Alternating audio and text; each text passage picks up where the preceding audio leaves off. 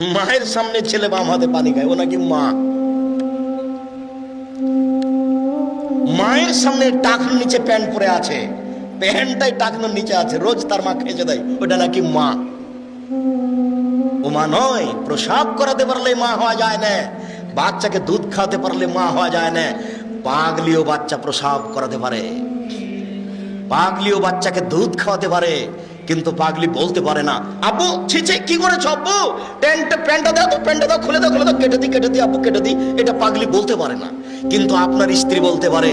আপনার স্ত্রী যদি না বলে, ও পাগলির চেয়ে খারাপ, ওকে তালাক দিতে হবে। ওই বউ চলবে না, হলো হস্তিনী বউ। আমি তালাক দিতে আদেশ করিনি, তবে পরামর্শ দিলাম, এ বউ চলবে না, এই বউ তালাক দিতে হবে, এটা আমার পরামর্শই হলো হস্তিনী বউ। এই সংসার বুঝে না, এই ছেলে মেয়ে বুঝে না, এই পরিবার বুঝে না, শুধু ও নয়, ওর মা বুঝে না, যার কারণে এটা ঘটেছে।